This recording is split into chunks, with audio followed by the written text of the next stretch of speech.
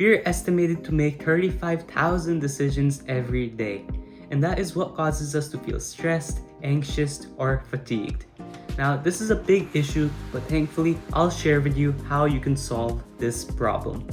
First, let's classify our decisions. Some decisions will be like haircuts.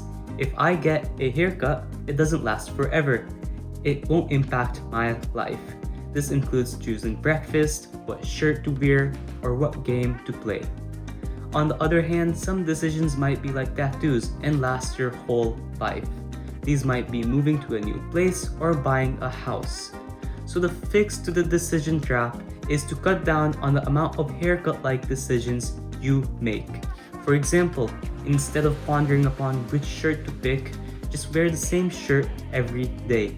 And for the tattoo-like decisions, it's important to think about them because they don't occur often.